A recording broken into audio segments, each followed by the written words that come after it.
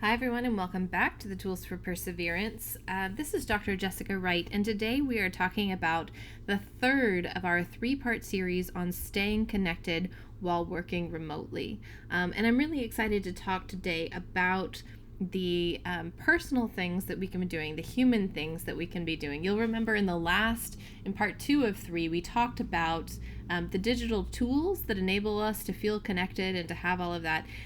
Today, in this last session, we're going to be talking about things we can be doing as people to help us stay and feel more connected. These are the best team practices for staying connected and feeling that connection. All of this content is coming from Dr. Marshall's work on workplace isolation, understanding the construct and how you measure it.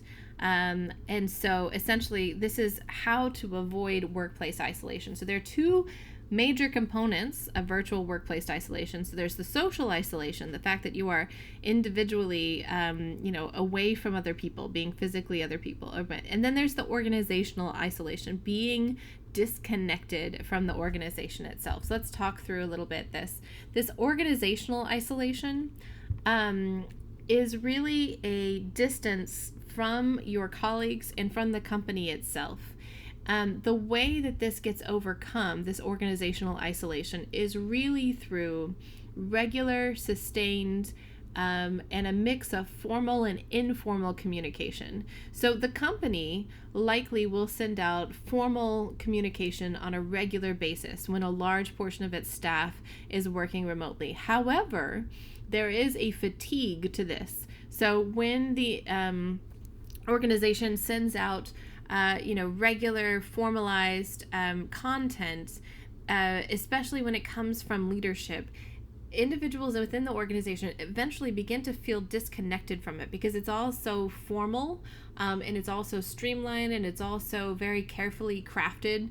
And so there's a really important balance that's necessary for leadership within the organization to be communicating authentically. So at our institution, when we have Dr. Boom send out a message, a video message, seeing his face, hearing his voice, watching his facial expression, is a great way for us to continue to feel connected as opposed to seeing the words written. Now, any organization and any leadership within an organization is going to have carefully crafted wording to make sure that the message is the one that they're intending to send, right?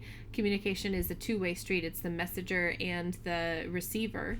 And it's so important to make sure that the message is sent correctly. And yet, when we see a video of someone, there's some really interesting work done by at the University of Chicago on video messaging, even if it's scripted video messaging, being significantly more personalized and feeling more natural than written communication. So, and then we have our isolation from our colleagues. What can we do about that? Well, there are suggested interventions that Dr. Marshall and his team came up with, and we're going to go through some of them. The first are peer support interactions. So having time set aside for peers to support each other. This is not the leadership making sure, this is not the manager or the director of the department setting aside time for the team. It's peers creating time for each other and creating support of each other.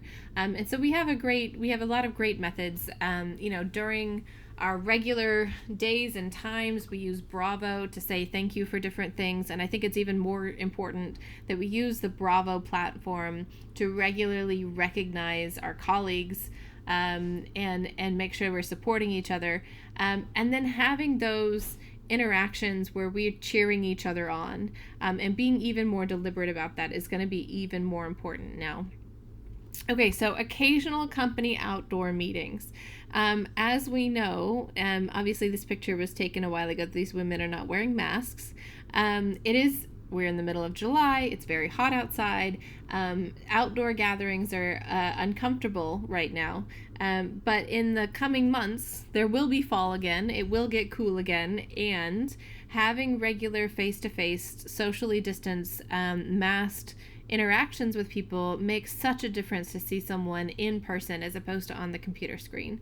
And so scheduling regular outdoor meetings, my staff, we talk about getting together for meetings, and we do it early in the morning so that it's, not quite so hot out, and everyone brings their iced coffee, and we sit around and have these conversations in distance, socially distanced from each other.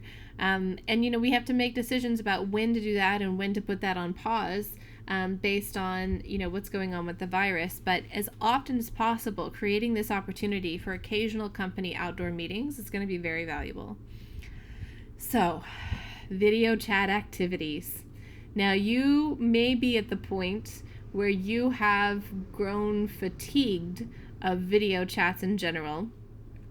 And if you have not already, setting aside time to do video chat activities are going to be very important. If we have to be meeting virtually anyway, if we have to be seeing each other on Zoom or on Teams or on any of the different platforms, and trying to have those natural interactions, doing activities that require you to engage not just with the computer, but the actual world around you. So doing a scavenger hunt, for example, where one person lists, puts up a list of items, and people have to run away and go get those items in their real world. What that does is enable you to interact with the world, the physical world around you, and bring it to the screen in front of you.